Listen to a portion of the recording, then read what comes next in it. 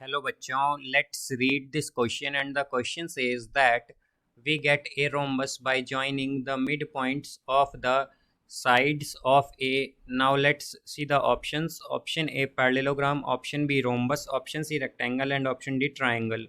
तो आइए अब इस क्वेश्चन को यहाँ पर हम सॉल्व कर लेते हैं। इस क्वेश्चन में हमसे कहा गया है कि हमें बताना है कि किसकी साइड्स के मिड पॉइंट को ज्वाइन करके हमें रोम्बस मिलेगा।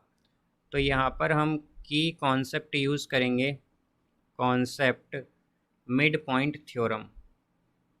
मिड पॉइंट थ्योरम, तो इस थ्योरम में क्या होता है हमारे पास कि अगर हमारे पास एक ट्रायंगल है, सो लेट्स सपोज ये हमारे पास एक ट्रायंगल है। अब यहाँ पर इसे हम मान लेते हैं पी क्यू आर। अगर हम इसके पी क्यू पर एक मिड पॉइंट ले लें एस और पी आर पर एक मिड पॉइंट ले लें टी और एस टी को ज्वाइन करें, तो एस टी क्या होगा, एक तो हमारे पास ये पैरेलल होगा क्यू आर के और एस टी जो है ये इक्वल होगा हाफ ऑफ क्यू आर के। ये हमारे पास मिड पॉइंट थ्योरम से आता है। अब यहाँ पर अगर हम ये ऑप्शंस चेक करें गिवन, तो अगर हम ऑप्शन डी चेक करते हैं तो ऑप्शन डी में हमारे पास एक ट्रायंगल है, तो हम यहाँ पर एक ट्रायंगल कंसिडर कर लेते हैं। तो ये एक ट्रायंगल है, इसे हम मान लेते हैं एक्स वाई जेड। यहाँ पर हम ले लेते हैं इसके मिड पॉइंट ले लेते हैं, एक्स वाई का मिड पॉइंट ले लेते हैं हम वी, वाई एक्स जेड का मिड पॉइंट ले लेते हैं डब्लू, और यहाँ पर हम वाई जेड का मिड पॉइंट ले लेते हैं एल। तो अगर हम इन सब को ज्वाइन करें यहाँ पर, तो यहाँ पर अगर हम इन्हें ज्वाइन करते हैं तो हम देख सकते हैं हमें क्या मिला, एक ट्रायंगल। और हमसे यही कहा गया था कि हमें बताना है कि हम किसके साइड्स के मिड पॉइंट को ज्वाइन करें तो रोम्बस मिले। तो यहाँ पर हमें रोम्बस नहीं ट्रायंगल मिल रहा है, तो हम क्या कहेंगे कि ऑप्शन डी इसका करेक्ट आंसर नहीं हो सकता, बिकॉज हमें क्या चाहिए, हमें रोम्बस चाहिए। तो इसलिए ये जो ऑप्शन डी है ये इनकरेक्ट हो गया है हमारे पास, ये इसका आंसर नहीं हो सकता। अब बाकी पैरेललोग्राम, रेक्टेंगल और रोम्बस ये सभी क्या हैं, ये क्वाड्रिलेटरल हैं। तो हम जैसे कि जानते हैं कि अगर हमें यहाँ पर रोम्बस चाहिए तो हम पहले क्या करेंगे, क्वाड्रिलेटरल ड्रॉ कर लेंगे। तो लेट्स सपोज ये हमारे पास एक क्वाड्रिलेटरल है, इसे हम मान लेंगे ए, ये बी, ये सी और ये डी। अब इसकी जो डायगनल्स हैं हम इन्हें ज्वाइन कर लेंगे। इसकी डायगनल्स हैं, एक तो है ए सी और एक दूसरी डायगनल है इसकी बी डी। अब हमारे पास जो मिड पॉइंट्स हैं अगर हम देखें तो ए बी का हम मिड पॉइंट ले लेते हैं ई, डी सी का बी सी का मिड पॉइंट ले लेते हैं एफ, सी डी का मिड पॉइंट ले लेते हैं जी और डी ए का मिड पॉइंट ले लेते हैं एच। अब इन्हें हम ज्वाइन कर देंगे यहाँ से इस तरह से। तो इन्हें अगर हम ज्वाइन कर लें यहाँ पर, तो हमें बताना है कि इन मिड पॉइंट्स को ज्वाइन करके जो हमारे पास एक क्वाड्रिलेटरल है ये रोम्बस किस कंडीशन में होगा। तो हमें क्या गिवन है कि हमारे पास हमें ये गिवन है कि हमारे पास ये जो ई एफ जी एच है ये रोम्बस है। ये क्या है हमारे पास, रोम्बस।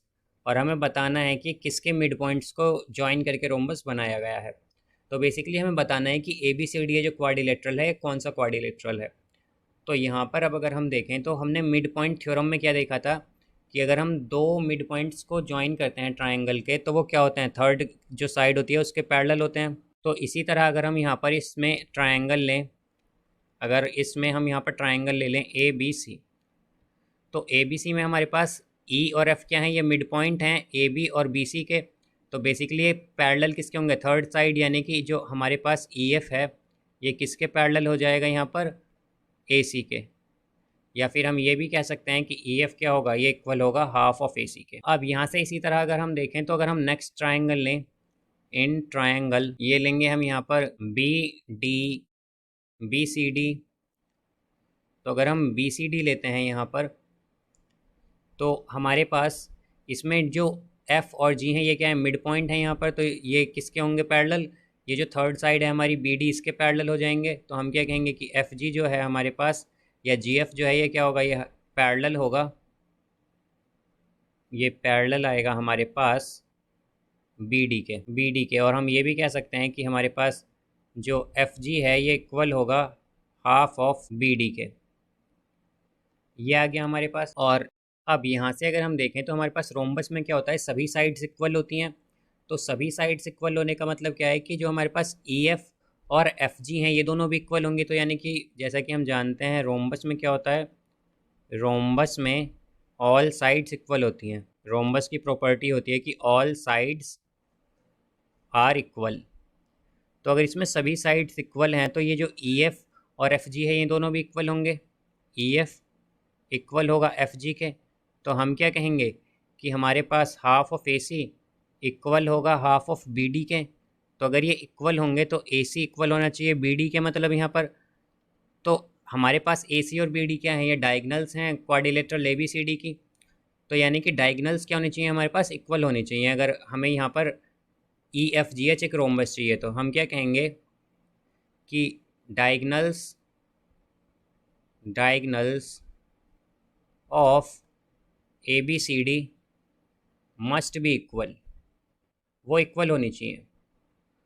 अब अगर हम ऑप्शंस देखें तो जो ऑप्शंस हमें गिवन हैं इसमें पहला ऑप्शन है पैरेललोग्राम, और हम जानते हैं कि पैरेललोग्राम में हमारे पास डायगनल्स इक्वल नहीं होती हैं, तो यानी कि ऑप्शन ए हमारा इनकरेक्ट हो गया। अब इसी तरह अगर हम रोम्बस देखें तो रोम्बस में जो डायगनल्स हैं वो क्या करती हैं, बाइसेक्ट करती हैं एक दूसरे को, बट वो इक्वल नहीं होती। तो हम क्या कहेंगे, डायगनल्स जो हैं हमारे पास not equal, are not equal in rhombus, तो वो इक्वल नहीं होती हैं। तो इसलिए ये ऑप्शन भी हमारा क्या होगा, इनकरेक्ट। बिकॉज हमारे पास जो रोम्बस होता है उसमें डायगनल्स बाइसेक्ट तो करती हैं एक दूसरे को, पर वो इक्वल नहीं होती, इसलिए ऑप्शन बी भी इनकरेक्ट है।